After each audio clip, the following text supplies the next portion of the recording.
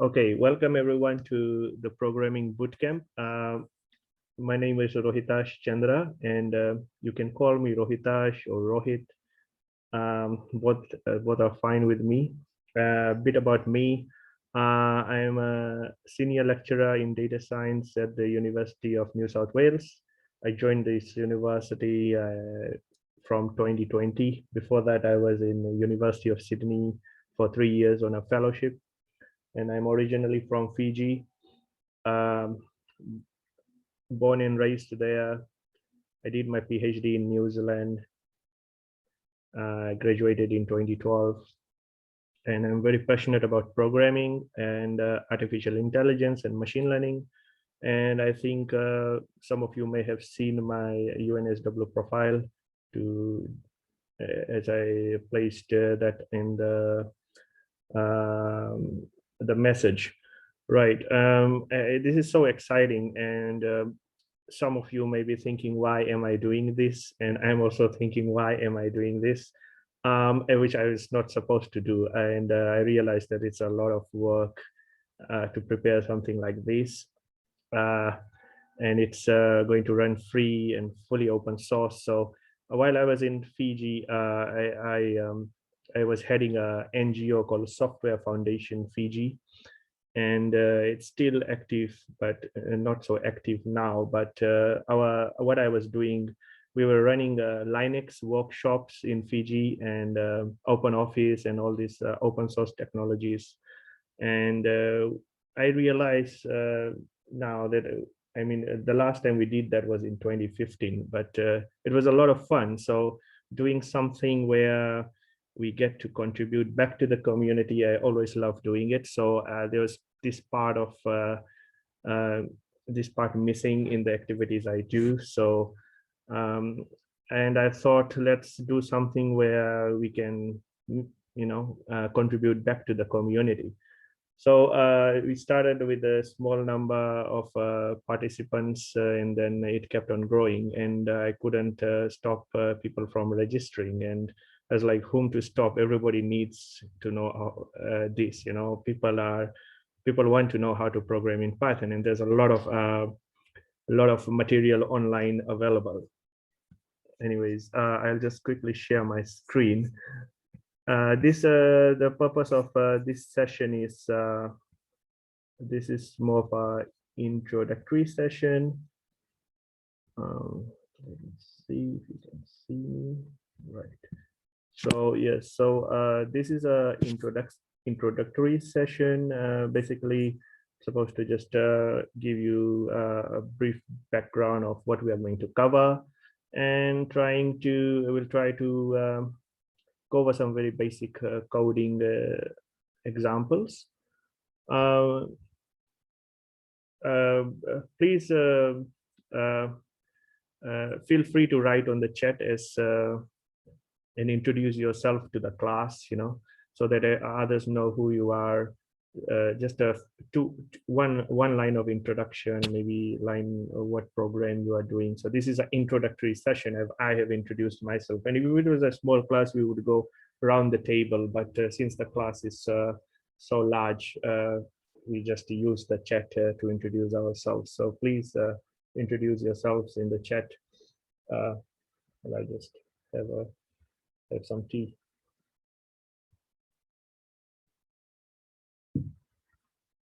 Right.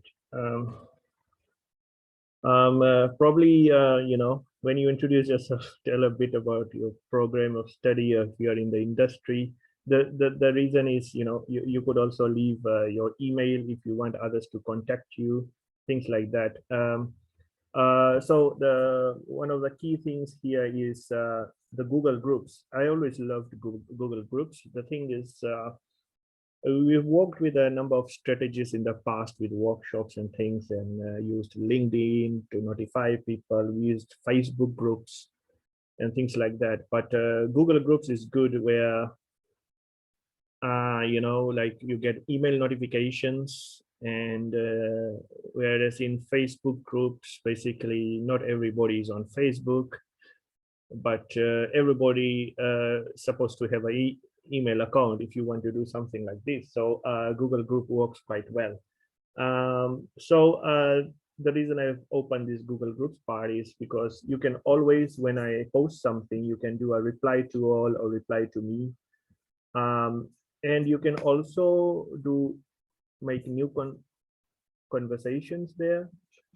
And you can, I think in my case, I can choose the email, but in your case, you probably could choose whom to post to. So basically, the new conversations, you could say that, you've been working all night on this piece of code and it can't compile. And here's the link to GitHub. Or if you don't know how to use GitHub well, then just attach the code, and somebody may want to download and help you. So we have a diverse group of students, and it's a very interesting group where we have people from the academia and the industry. I quickly just going to look for my Google Forms because you gave some information, and of course I'll try not to show anybody's names here. So share screen again. Yes, so yeah, that was the beginning. And what do we have? We have a lot of people who are beginners and struggling, and there's like 91 of 160, or the number has increased, the class size has increased to almost 170 now. So if you cannot see yourself on Google Groups and you could not somehow add yourself there, but you saw my initial email, then feel free to email me and I will try to manually add you again. Okay, so Google Groups is important because we are going to use it as a main channel for communication. Great to see you guys are placing your names there in the chat background about stuff, and it's a big diverse group. And then so these, and then we have professional, and then we have others who may be intermediate or professionals, and there is this nitty-gritty smaller groups here. I wouldn't call them groups even, but the thing is, this form was one of the most poorly designed forms I ever made. It was made in a rush and originally meant for a class of size 20. But somehow I thought, okay, let's just open it to more people, and then it grew and grew. So I did not get all the information that I should have collected, which I will do later. And towards the mid, I will give another Google Forms to see how you are doing. So we have a lot of beginners, and some people have Python experience, beginners, and some people have no Python experience, right? So to the people who have no Python experience, I hope that you guys kind of are in any language you have some beginner experience or struggling on some level, right? So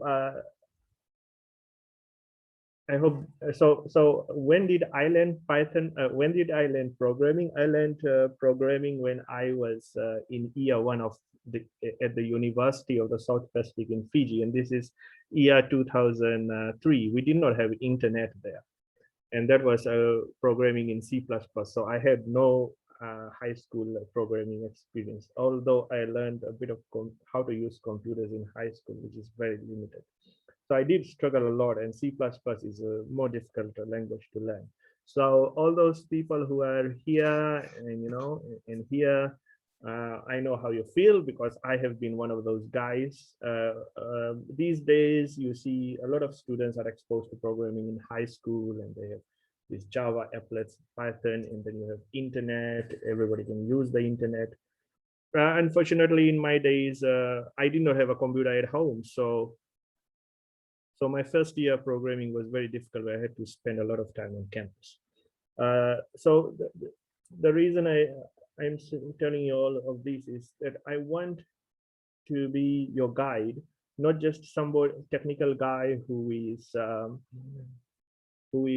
giving you all these Python examples. I want to guide you in terms of getting out of the psychological, getting the psychological barriers out or away from you when you are thinking about programming or when you have to do some programming projects. And the psychological barriers are the most important components. Once the psychological barrier is out, once you do not fear programming, then it will all make sense. Okay. So and yes, and so location wise, this is because I wanted to know the different time zones, but most people are in Sydney, which is great. Some people are in other Australian city, 25% in China and other countries. Oh, sorry, 15% in China and other countries, 40%. I would give a more detailed survey later to know which countries everybody is from. I mean, I'm just curious myself. Anyway, so okay. What topics are we going to cover? Basically, these topics are key topics in any website that you go to, which talks about principles or basics of programming. But the goal of the bootcamp is not generally to just replicate what we do over the different websites, what the different websites offer. So you've seen my introductory um, email, and in the introductory email, I gave you some links of some video tutorials and things like that. So those resources are good and they are important. How much time should you spend for this bootcamp?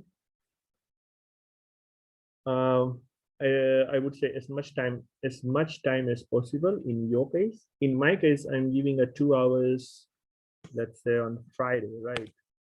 But then because it depends on where you are in programming, you may be intermediate or you may be a beginner. If you're a beginner, for that 2 hours, you should spend another 3 or 4 hours trying to master the concepts, trying things on your own, and so on. So the way this bootcamp is set is so at UNSW we have end of trimester 3. So this is the final week of most of the exams happened already. So by Friday everybody is free for 2 weeks in UNSW. So a significant portion of people in this bootcamp are from UNSW. So you guys are on your leave, trying to refresh yourself from studies, and this is a good way to refresh yourself. Yeah, I know when you are in your undergraduate days and some you like finished your exams and then all this lecturer is telling us to refresh ourselves by doing more work. Unfortunately, the reason you signed up for this is because you lack expertise in this area, and if you really want to become confident programmer, you have to spend as much time as possible. So last few months, I mean, I made a pledge to myself not to work after 6 p.m. or after 7 p.m. But since Friday, I've been working till 11 or 12, and I've been spending about 10 hours a day just programming actually. So this we have two papers in AI which are under revision, and some of the code there is not working well, which I thought is working well, and did it in a group work, and I'm checking all the code, and then the thing is when you depend on somebody and then you see their code again and you want to improve it further, and then it breaks and things like that. And so yeah, I have been working almost till midnight for the past from Friday, and that is how dedicated sometimes you get when you are programming, because programming is not about it's not necessarily about that you will get paid for it. I don't get paid when I work after 6 p.m. I mean, or in the weekends, right? These things we do because we want to do, we want to learn, and you need some sort of attitude on that level. And programming is something that is very incremental, and we need to do it on a daily basis, especially in the beginning. We need to go through the online materials, lessons as much as possible, but then the only way you learn how to program is when you actually program. And that is why exercises are very important. And how much of time you spend on exercise depends on you entirely. And then how much time do you spend in looking for solutions online for those exercises? So I would say that you should limit to look for online solutions. But now programming world is relying a lot on online resources such as Stack Overflow, right? But if there's an exercise and you Google up a solution and it's the same solution for that exercise is online, this, you're not fooling anybody, because we are not going to assess your exercises. This is more a personal challenge you have for yourself, that you want to do it. And then we want, I request those people who are more professional and intermediate users who can complete these exercises to post the links of the exercise solutions on your uh, GitHub link to the solution, so that others can see, and then I will be able to comment on some of it as well, and others can comment. The thing about programming is, the reason we want to see everybody's solution as much as possible is because we want to see how people think about a problem. There's no right or wrong in programming. The bottom line is, as long as it works, right? So it works, then it's a program, right? But then there are other layers on how well does it work, how efficient is your code, how fast, how much time does it take to run, and then finally, can your friends understand it? Can you understand it after a year or so? A lot of my code is on GitHub, and after 2 years, sometimes 3 years, I go back to it and I'm like, oh, did I do this part? What did I do? Oh, I forgot to place a comment there. So that's why comments are very important. We need to write programs that have comments and things like that, so that after a while we go back and understand. Does your code have modularity? Can your code be extended in the future by others? Why should you care? Right? All these things are things that can enable you to become a better and professional programmer, right? How do people see your code? How will they judge your code? These things you should be having conscience of these things. But the first thing first is that your code should run. Once your code is running, you know that this is correct, then improving it further you can do slowly over time. But it's good to have certain habits in programming, such as the use of object-oriented programming concept, the use of functions, the use of good variable names so that your code is understandable. You are writing code, you're not writing a formula in a maths paper. So you don't have to have variable names with, Greek or X, Y, Z or something like that. You need understandable variable names. So all these things we are going to go over next. So the first thing first, let's try to run a program. Okay. So one of the first, some sort of hello world program I have, which it's called basic calculation. It's a hello world extended hello world program, right?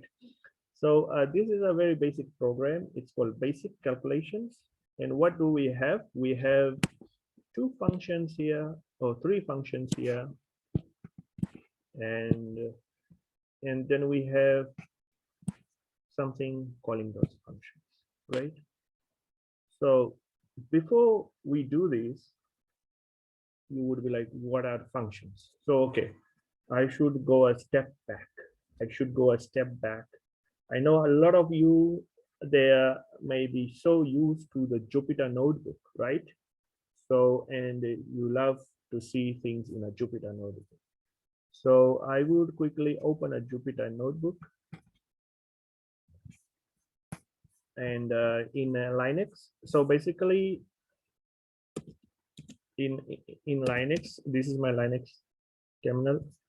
In my base, I have installed Anaconda already.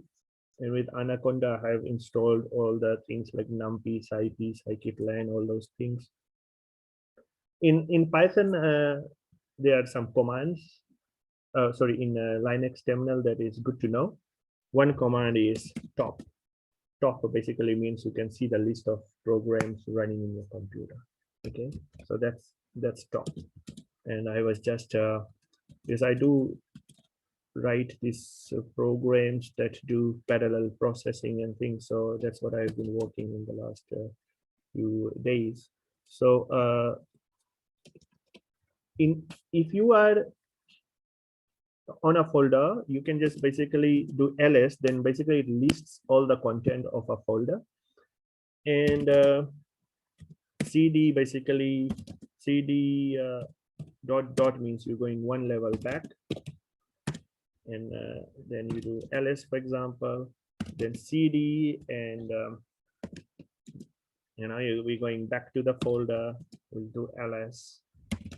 And in Windows, actually, which I don't have, and these same commands work for Mac, but in Windows you use dir, which is listing the directory or things in a directory, which is same as ls. And cd you can use there as well. In Windows, you can install Ubuntu terminal like this and also browse SimilarWeb. Okay, so in Windows, you can have a Linux terminal as well. So I suggest that you install a Linux terminal in Windows. That makes things very easy. So how to run, once you have like Anaconda set up, your Python is all installed, then basically Python in the name of the code. For example, in my case, it's base. Okay, I've been just running this code. So this is the name of the code, and it's supposed to run this code. And basically the reason I wanted to show is that with top, because in this terminal, I have another terminal and I can do a top. I can see that my code is running and it's just doing some outputs, giving some outputs. And because it's a code that does multiprocessing, so I have 8 threads running and they are very intensively using my CPU. Thanks to Dell, they changed my battery and motherboard of my laptop, and now it's working quite well. Yes, sometimes you get lucky with the warranty. So this is how basically you run things in using your terminal. And with the terminal, you can also do run your Jupyter notebook. And essentially it will open your so basically the Jupyter notebook will be opening in from the terminal where you run it, but actually this is not where I would like to run it. So I'm going to go back in my terminal and actually go to the folder where I have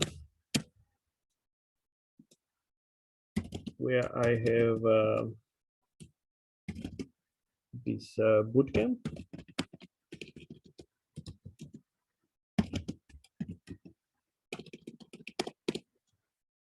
Please, if you have any questions or comments, just put it on the chat. We're just getting started.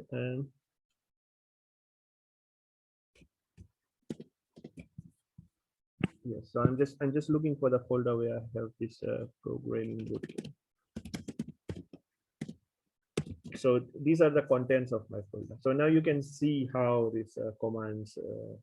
So browsing your computer with a terminal is very important. And so I can go into the folder where I have some code, and then from there I can launch a Jupyter notebook.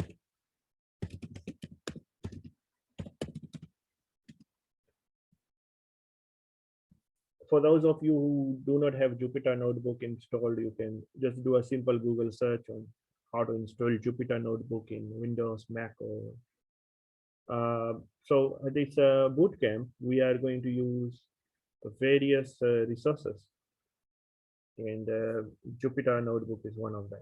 So there's just a very simple program here called speed calculator, and you know, it's basically the goal of this program is to check if somebody is speeding or not. So, and it's asking if you you know, what is your speed, and it gives a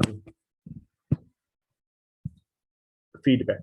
So we are going to go over this function later, but all I wanted to show is that in Jupyter notebook you can have cells, and you can open several cells and basically go over certain things. So for example, we want to have let's say that we are starting it, you know, and every cell you can run, and basically it ran that cell, and number is 10, and we want to say print number, right? So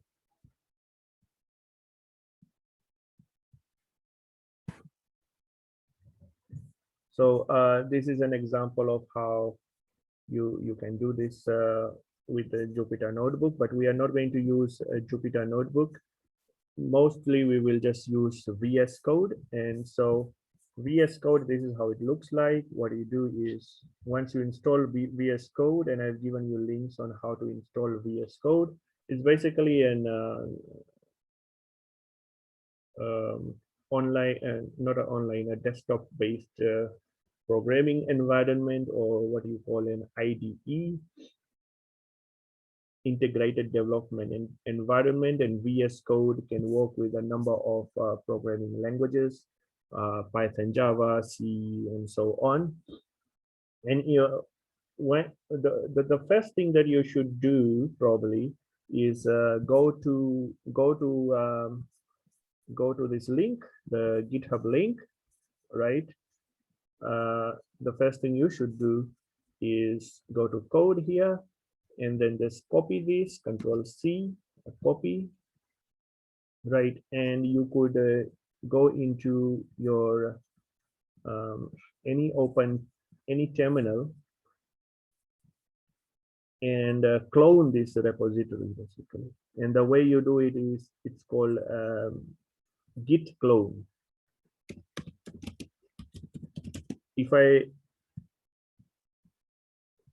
So git clone, and this, if I say enter, then it will copy all the contents and place it in this folder basically. So do a git clone.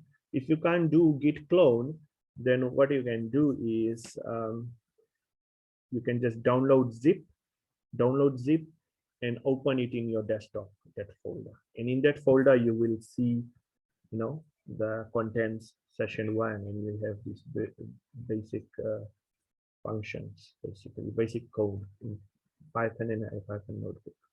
Okay, so yes, somebody said that you could use Google Colab. If you don't have Jupyter notebook, you can use Google Colab. And there is something else which is called I don't know how it is called. I called it replace it, I guess. So this website, replit, right? So the replit.com, you can go into this website, register yourselves there, and essentially go there and you say new replit, and you can import from GitHub. Okay, So you can import from GitHub, and it's quite good, where you can say you can paste any GitHub link. Okay, so we can just go there like this, and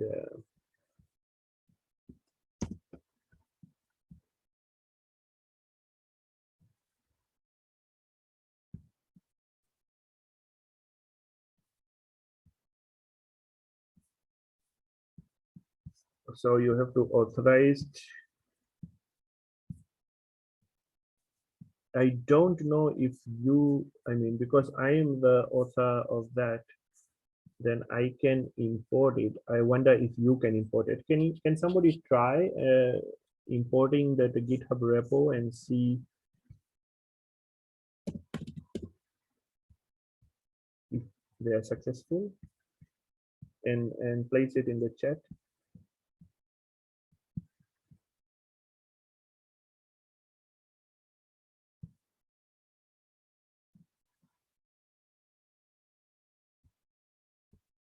So now basically I can import the repo.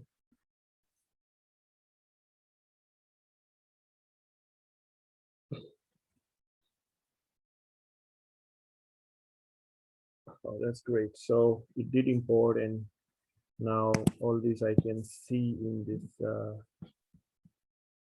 in here, and I can see the code there, and I can see these things, and let's say basic calculations there, and very simply just press run. Let's see what happens, right?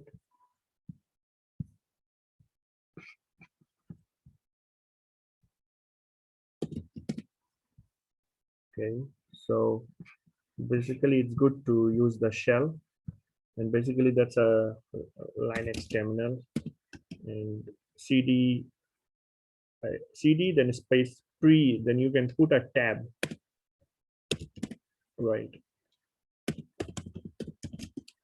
You can run it that way or this way. So basically it ran that code. It says 3419.46 is the area in square meters, right? So that's what it said. And what is this code doing? So before this, I just want to give another example of a code. So I can add a file in here, say basic.py, for example, right? So let's say we just do some very basic things.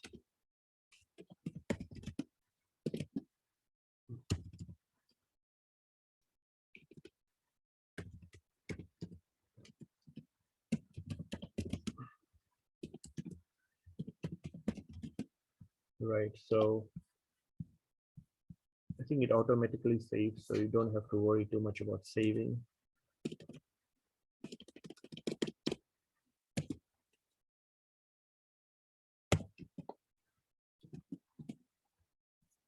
So it just print that number print.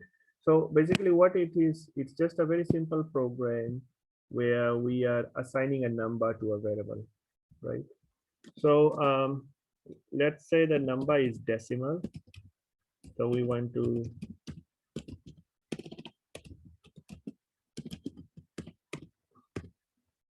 or more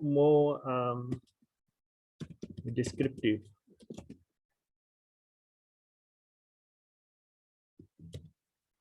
1.8 meter is the height, right? So we can print them separately.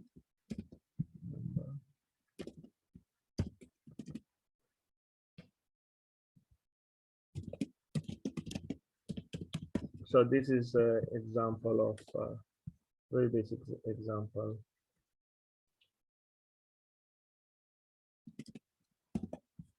Of how to assign variables in a simple Python code. So what will happen, it will, first one will say just the number, and you say Python, I mean the number, what that number is. So these are just very basic things, but very useful, of course.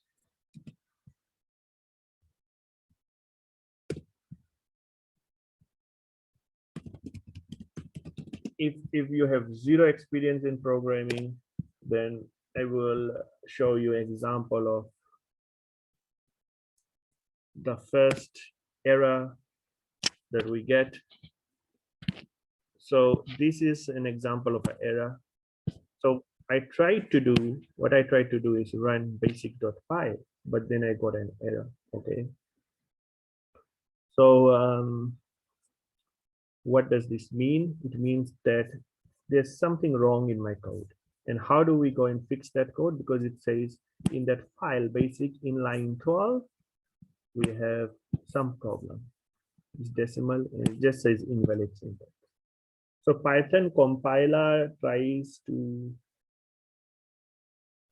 oh, thanks, Michael. You were able to import the bootcamp. Yes, so I let others import it. So the Python compiler basically gives some suggestions on how to improve your code or fix your error.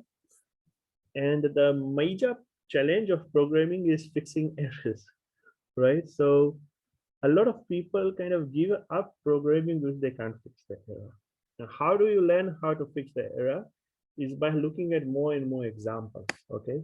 And sometimes even you have to Google up in, and you will see something on Stack Overflow or some other website on how to fix that error. So there was this comma was missing, okay? So now you fix that error, and basically there's an error. Why there was a L here? So now see, it says this is the number, and I just, let's print the height. So this is like your hello world code.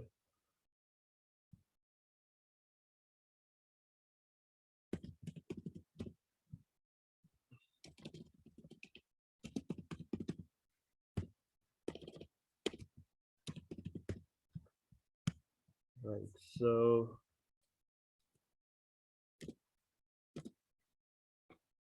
that says is the height. Note that this thing is very important. So the space, so the space there, can you see that now it's gone close to it? Whereas the number decimal is decimal and others are a bit far, but this is close to 1.8. So either you do something like this, where you have separated it, but then it's still near 1.8. So, but if you want is height to separate, you actually have to separate what is inside. Okay. So this is the cool stuff in Python, where you don't have to define what is the data type. So in C or C++ or Java, you will call this double or float. You will be saying double and then number. So you tell what is your variable type. So where there are many types of, not too many, several types of variables. So basically in other languages, you have to specify what is the type, but in Python, it automatically understands. So another part that we can say is name.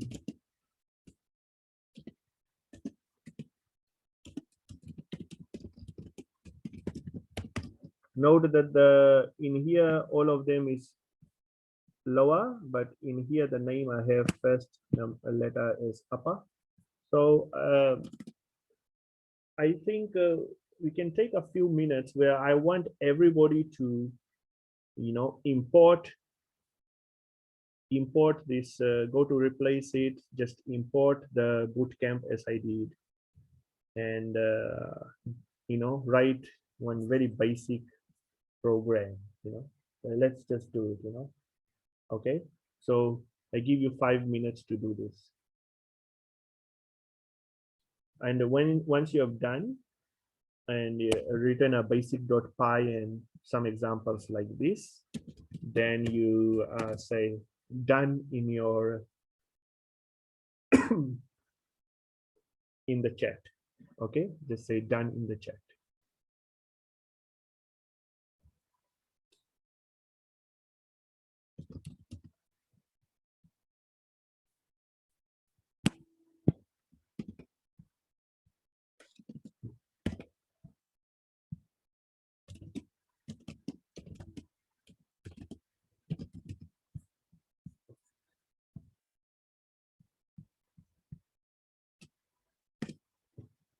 Okay, so give you 5 minutes. Let's all do this, and please feel free to write if anything on the chat if you are getting caught having some errors.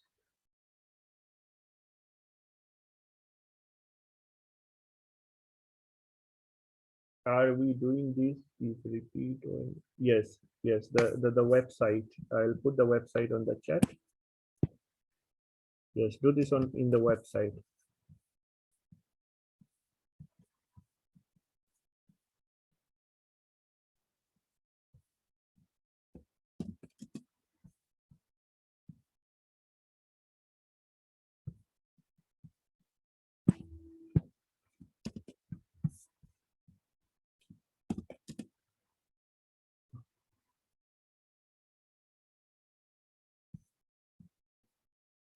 Okay, so the website and just go to file. Sorry, you can go new this and then import from GitHub basically, and then you just copy that link, the GitHub link that I placed in the, and then paste it there and go next, and then it should work. If you can't do that, you don't want to import from GitHub, then just do this new, then just do a create a new repo, and you just say Python and basic, let's say 2021 in case on your profile. Okay, so this is the version where I did not import anything from GitHub. It's just setting a repo, and in the main it's supposed to somehow it's supposed to, I can quickly copy, I can quickly copy this and put it in the main.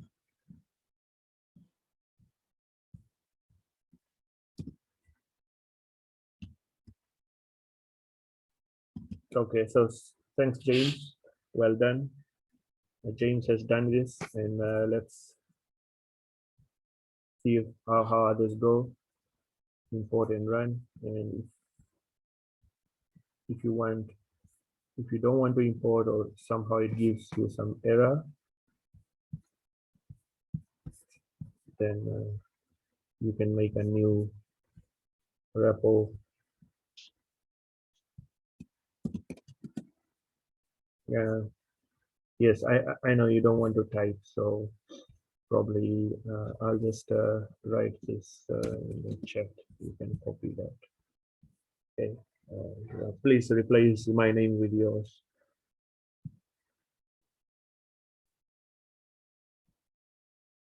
Yes.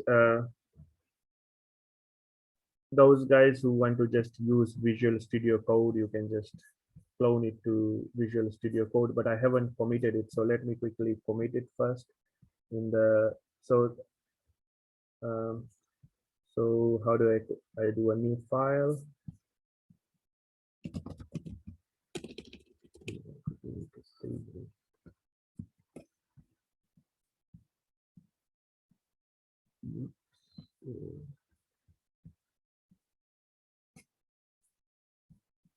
Sorry, I need to make it new file in there. New file.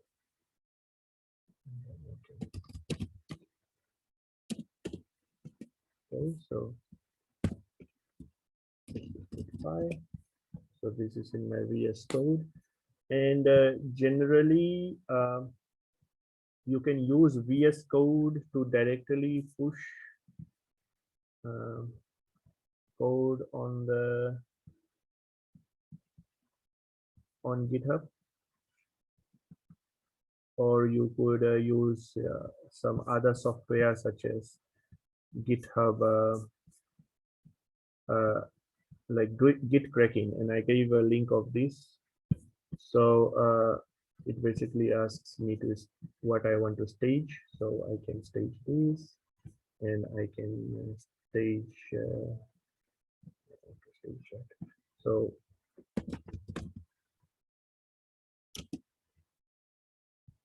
just make this commit, so then I can just push. So basically now if we refresh the GitHub in the pre-session, you see that we have a basic there, and basically that is just very simple Python code. Okay. So this was a warm up of variables.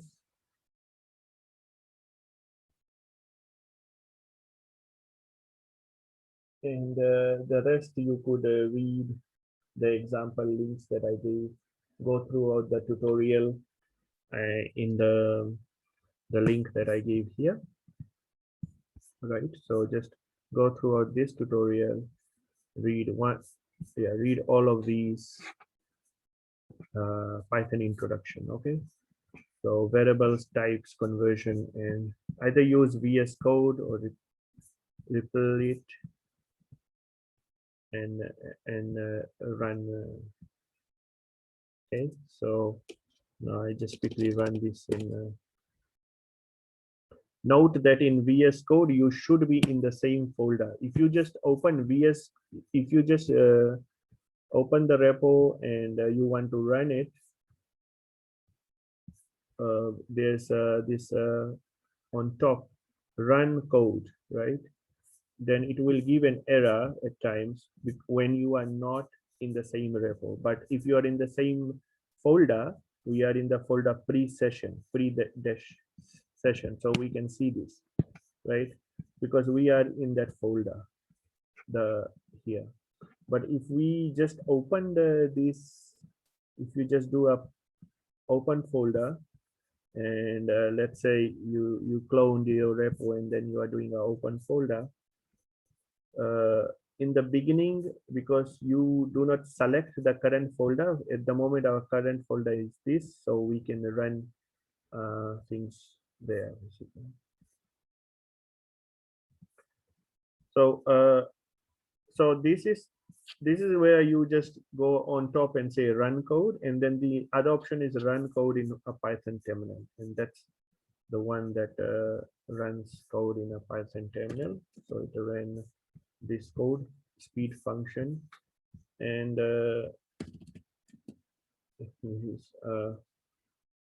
in there, then you can see all the terminal commands. It's basically a Linux terminal. And if you have VS Code in Windows, then it's a Windows command line prompt. And in Mac, I think it will be very much similar to a Linux terminal.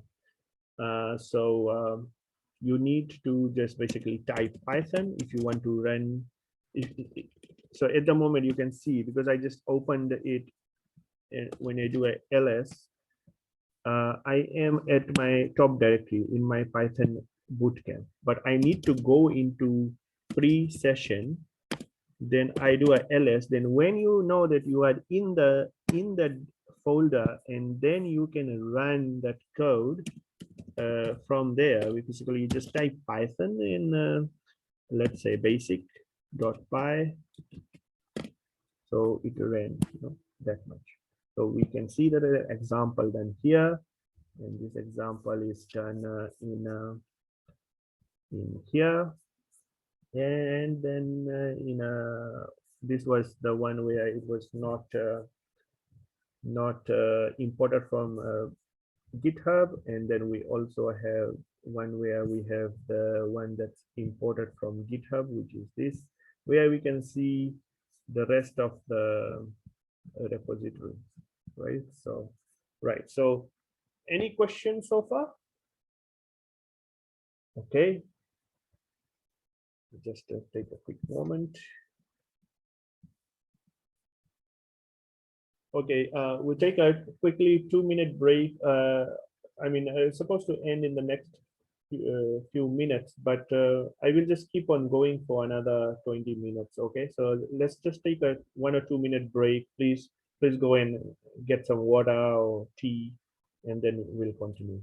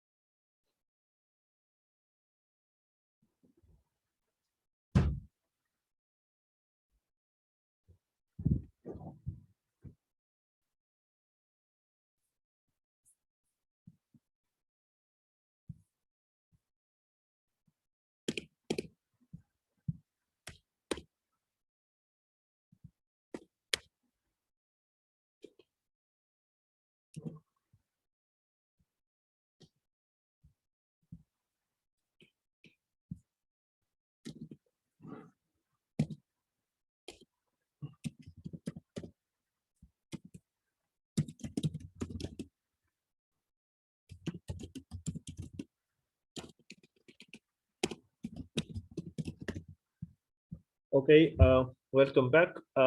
Let's go through some more examples. So very basic arithmetic operations, right? So let's say that we go back to our primary school, those days of pi r squared, right? So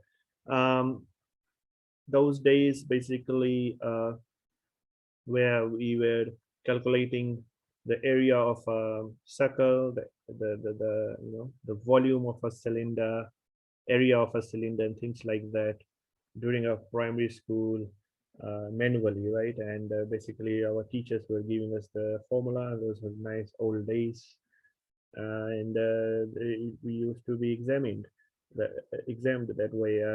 But now we can write programs to do that. And so let's do a very simple exercise. Let's write a small Python script.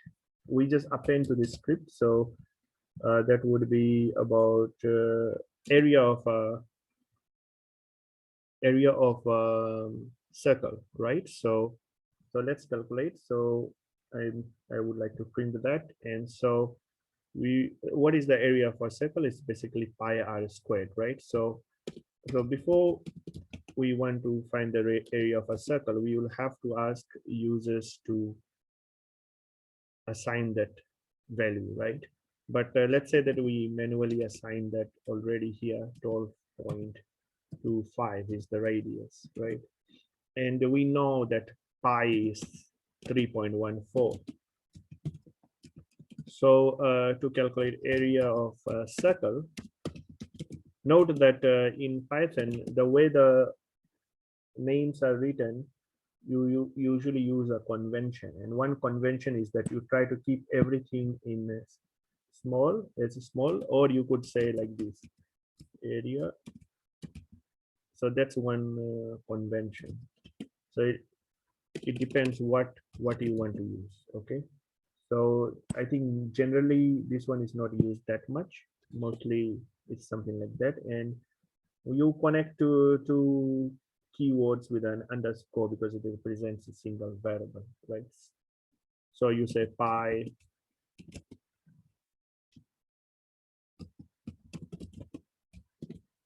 multiplied by the radius. Okay, so that's the area of a circle, and then you print circle.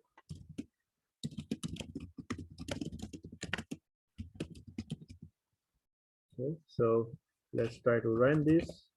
Generally, a rule of thumb, and sometimes I don't do that, but you must always do it. You should not write programs where you write like 10 lines and then after that you compile. As a rule of thumb, after every 3 lines, you should compile. So basically, we should have compiled after 3 lines. So when I put a hash in front of something, that means it's a comment. So it's not going to compile that. So we have 3 lines here basically, and we all know that all of these guys compile, right? And the thing is, if you want to comment something which is larger than a line, then you put like something like this. So basically it commented everything, so we are not going to see those outputs anymore. Okay, so okay, so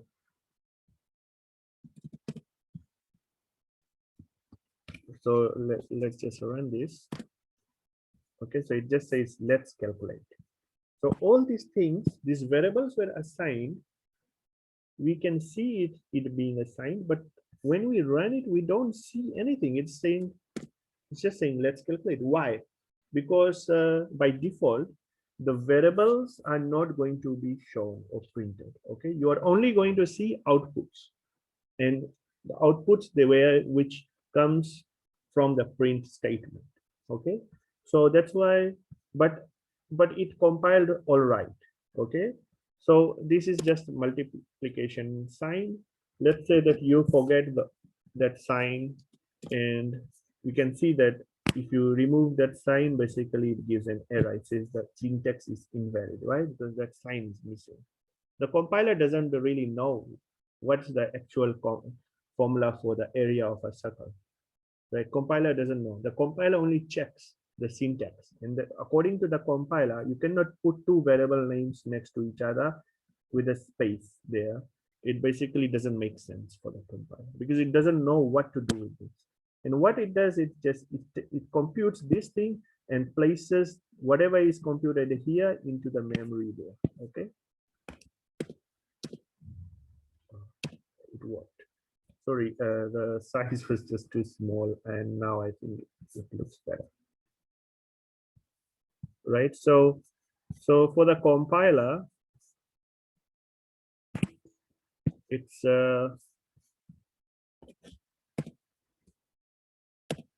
compiler is not smart, the compiler is not dumb. The compiler is a compiler. Its job is to check things. Its job is not to make sense of the real world. It just knows its world. Compiler knows 99.99% of the time is going to be correct. So if it is incorrect, then there's a compiler bug, which will be addressed by programmers, or an issue will be raised. But so far in my programming experience with Python since 2017, so before Python, I was most of my PhD master's work is all done in C++. So I was in postdoc stuff. So I was doing C++ work.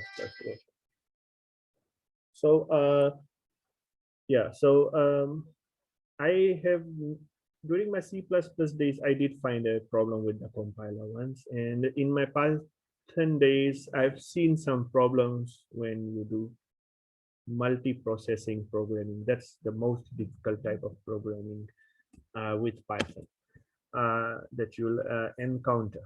But apart from that normal programming like this, which is not using processes and or threads, you will not, the compiler will always make sense, meaning that you have made a mistake. It's always you, just know, just accept that fact that it will always be mistake from your side for now, okay? So the other thing is you have to be patient, you have to be patient. You have to try to, sometimes you will not be able to fix your, um, sometimes you will not be able to fix the error. So sometimes you need to go on a walk. Sometimes you need to call your friends, call your friend, talk to your friend, go on a work, then come back. And then because you have refreshed yourself, you will then look, you need to look at it again. So the thing is, after a while, you after refreshing yourself, then it will definitely work out. It has happened to me a lot, and I'm sure it will happen to you, but you have to be very patient. And hence I would recommend, so programming is a, is a sort of meditative experience. Meditation is important because the most, if you ask me what is the secret of success in programming, I would say patience. How do you get patience? From meditation. So I do meditation and it helps me understand the world around me and the programming world. And I know that I have to think about a problem. I have to slowly approach that problem. I'm personally not confident in, although I have so much of experience in programming, I'm not confident in programming in front of others. I think programming is a very personal thing for me. And I would like to sit with the code, look at the code. Sometimes I switch on the TV. I have a Bollywood movie playing at the background and I'm programming. Usually those movies that I've already seen, sometimes 10 or 15 years ago, when I don't want to pay too much attention to it. So there's something happening. So that's how I do programming. Or sometimes I play some songs and the songs are ongoing and then I carry on with the code. You need to take break. You need to spend after every half hour, close your eyes. All those things, are the very important things that you should do. That's why I was saying I just don't want to be the guy who's teaching you how to program, but to guide you more on these other soft skills that are required, that are needed during programming to become a successful programmer. So this is an example of how it's done, right? So now we have done for a circle, then we can do for a rectangle, right? We can do similar thing for any other shape, right? So, but let's say that for that other shape, we need to ask the user to give the input. Okay, so let's say area of what we want to do is area of okay, let's say area of triangle. Okay, that's what is the area of triangle? It's half times base times height, right? So that's the formula for the area of triangle. See, I can I'll just say this is a comment to kind of give some flow in what I'm doing, so that tells me, oh, what it's basically helping to read the code. Okay, so in this one we want to ask the user for input. Okay, so far we've been programming without asking users for input. Okay, now we want to ask the user for input. And so what we'll do, print, please enter the base, and then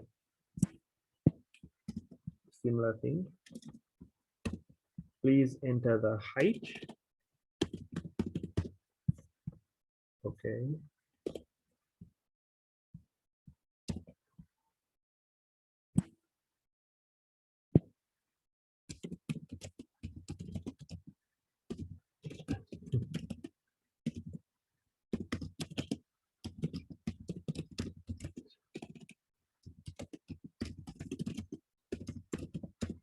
So basically this program calculates the area of curve.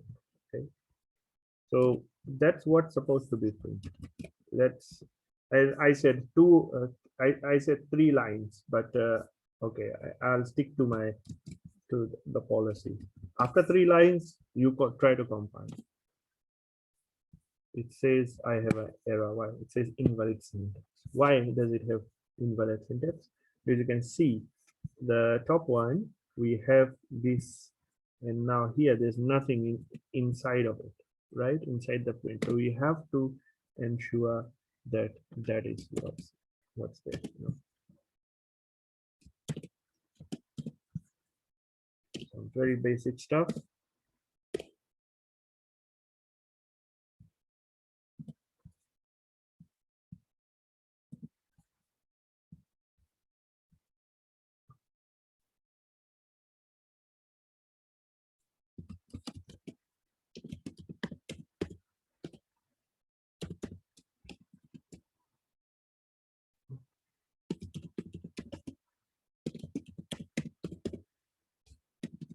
Let's see if this works.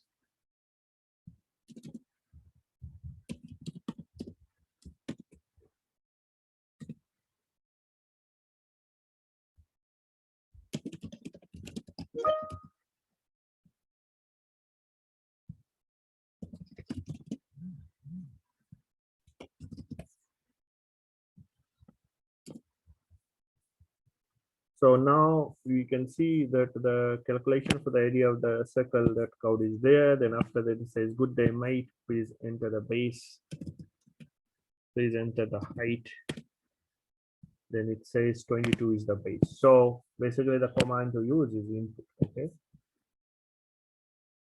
So basically whatever the user enters, it's taken from the input there and it's placed in part of the variable. Okay. So that's the way it's done. And now we execute our, and in the same print you can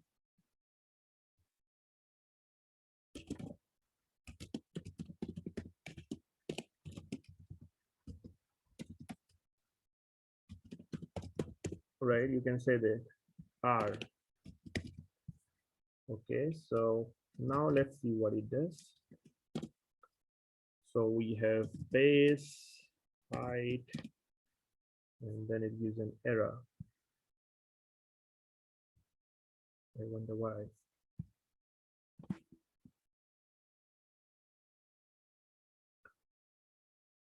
So it says you cannot multiply.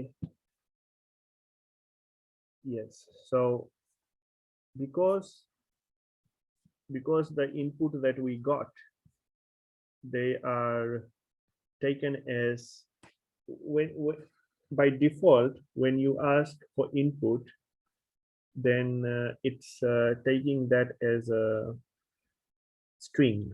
So on top here, basically the name which I had, that's of a type string.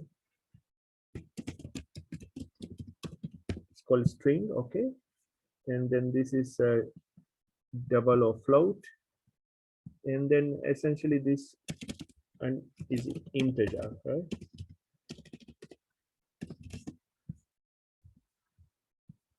Okay, so let's so we need to do something so that that is converted to a number. At the moment it's not a number, so the way you do it is, let's see this.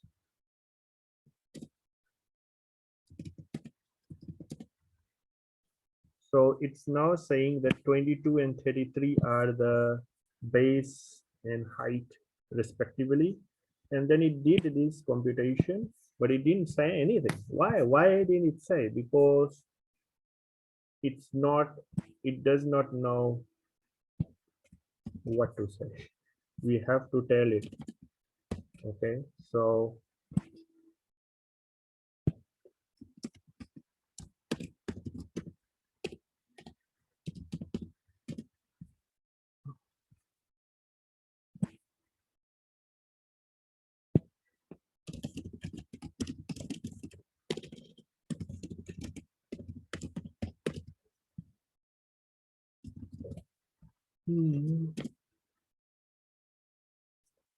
So please enter the base for the height.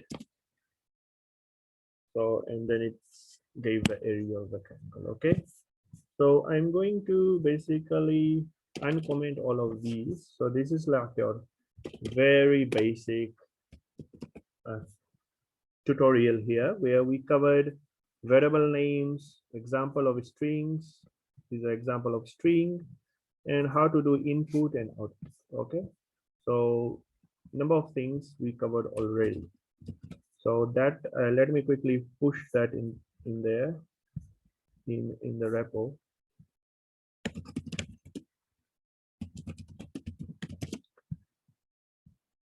And push. That's it.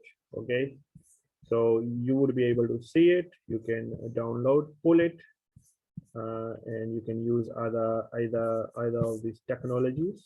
So you can see here basic, and you can see all these things there, right? So you can pull it, and then you can run it. Okay, so now you can see that it has all of these things. Note that sometimes you don't want the program to run, so you always, if you want to stop the program from running when it is in the terminal here, you do a Control Z. So Control Z, see it said stop. Okay, so that means you stopped the program in the middle. Okay, so it did a Control Z.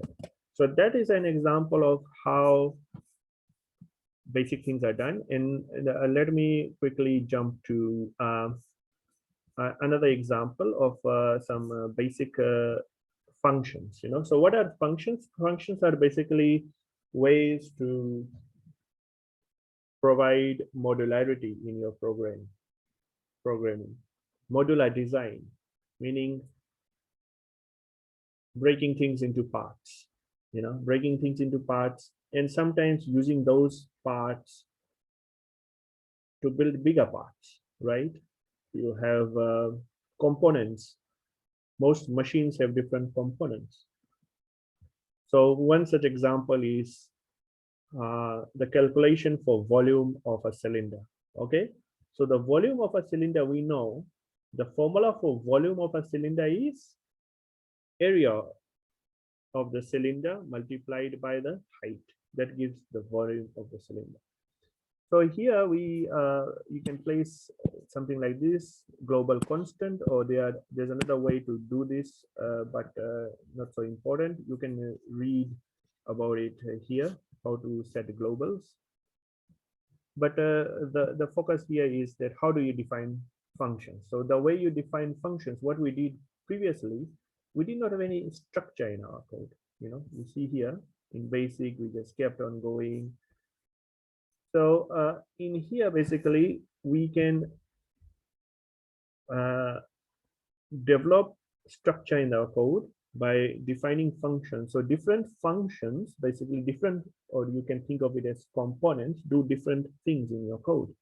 So we have here a function, and what the function returns is the area, and it has this formula here, basically. Okay. And what a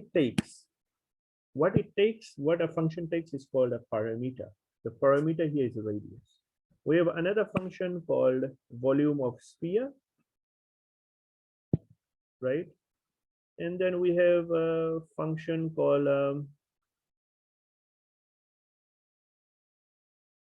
volume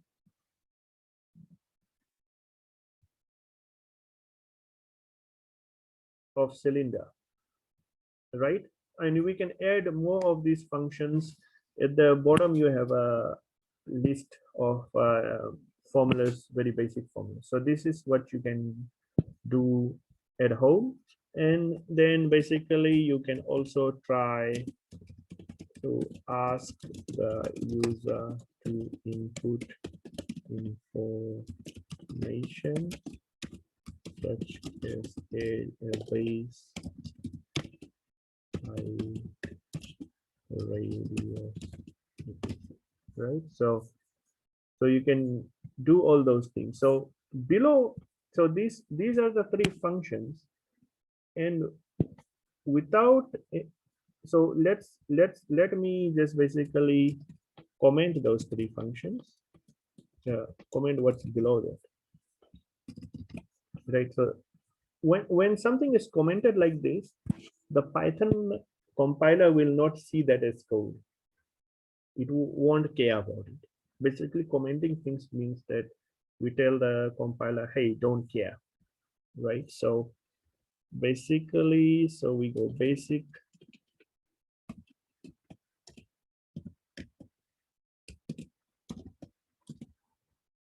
So we ran this basic calculations.py, and what happened? It did not say anything. So this means basically they compiled well, right? Let's say that you can see that there's an important part here, that there's a, the way it is, you have to, when you define a function, you have to put this keyword def, and at the end you have to put that colon. And you can give multiple things to a function, and the function can retain multiple things as well. So it can retain something else, so like area. It can retain area as well. So now, so let's compile this. So here basically it gives an error. Why? Because I took this colon out. So that colon is important. Okay. So the first function, what now we need to call the function. So let's, so when we call the function, then we have to basically assign what you get from the function. So this is now all about giving and taking. You give something to the function. We are giving the number 33 to this function, right? This number, you can always ask the user,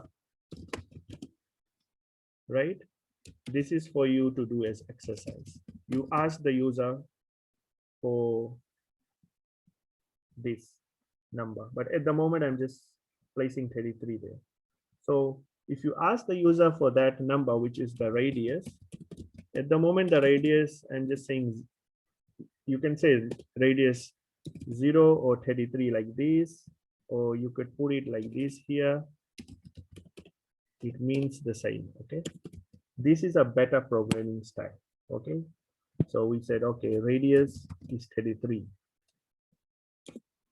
So it says this is the area in square meters. Okay, so if you want to calculate for another one, then you'll have to type it there, and then it gives you the information. Okay, but you can put the code that we did. So basically here, from below here, basically what happens is all this code is the compiler checks this code, all this code, but it does not run any of this code. Your area, volume, and cylinder, they are there, but only the area of circle code is run. The compiler did not run this code. Okay, you can also put print statements within the function.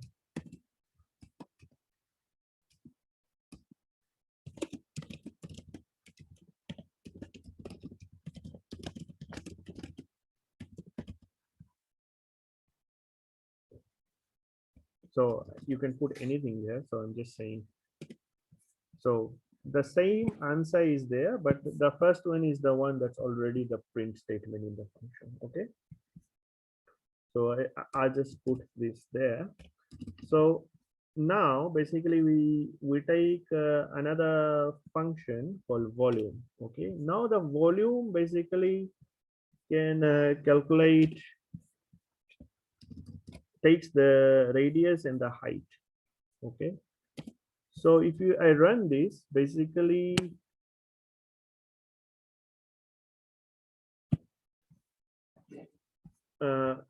and it retains the volume and the area actually. Okay, so because it retains two things here, and these are the two things which we are retaining.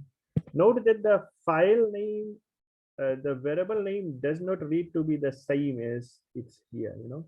So like in here, we can always say vol or a IR, for example, right? So what this does is it says volume is not declared. Why? Because vol is there. So what I want to say is that it doesn't necessarily mean that this variable name should be the same, as long as it's in the right place. Basically the answer will come here and this answer will come there. Okay, so it's better we put the radius here and then we put height,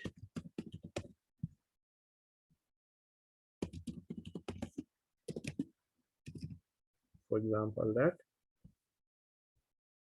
And then you can always do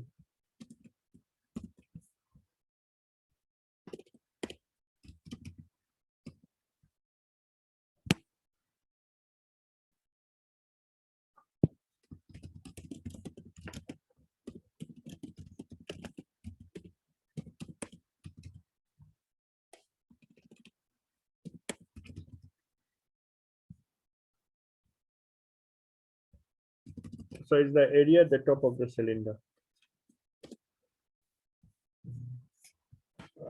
Okay, we'll be ending in 5 minutes, so just bear with me, please. So now, how does this work? Basically, this volume sphere is not touched. There's no call to volume sphere. But when you run this code, the compiler, the first thing the compiler does, or the interpreter does, or it checks if there's any errors in the code. There's no errors, then we run the code, right? Then it lets you run the code. So these 4 5s have been placed in the radius. Then the second thing, it calls this area circle by sending whatever is in the radius to the area circle. And then it prints this, right? Then it assigns 44 to height, and then it takes the radius that was there previously, that radius, and 44. So basically in this case 5,555 and 44, and then it goes there and basically it gives both of this information to this function. So basically what happens here is basically this is itself another function.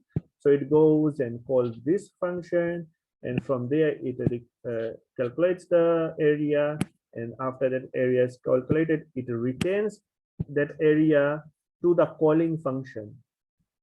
The return value will be to the calling function. So this function is what calls. Okay, then it takes that area and then it multiplies by the height, and then it returns both the volume and the area.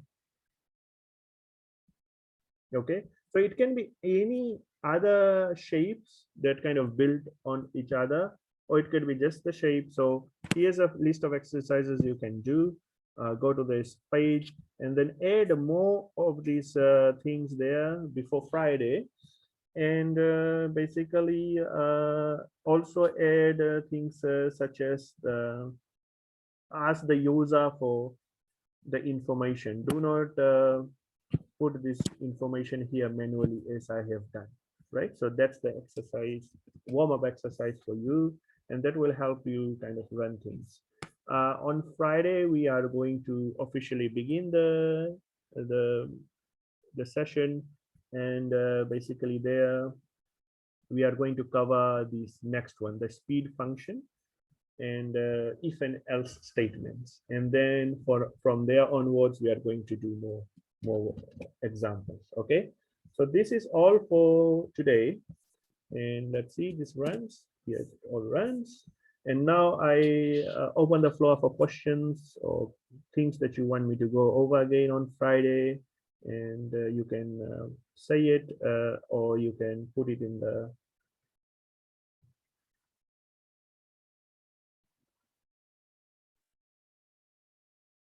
So there's a question: if we start an infinite loops, will VS Code stop it before it destroys our computer? Yeah, so the link to the recording will be in going for the first question. Let me quickly push this. So um,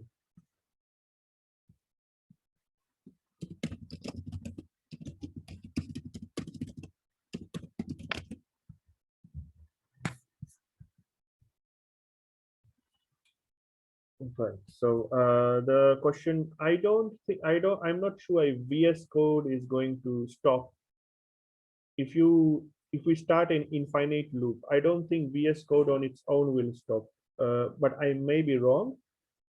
But I just want to tell you my experience that I run.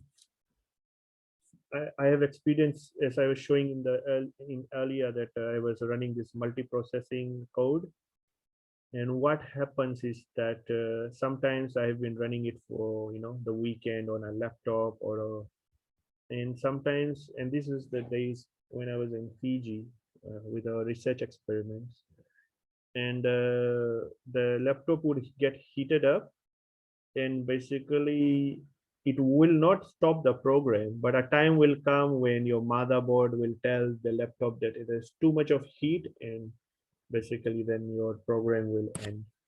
So that's something that can happen if you are using too much of your laptop's resources, like 4 or 6 of your cores are running on 100% CPU, then it starts heating, and basically your motherboard will basically shut your computer down, and that will happen on your desktop as well.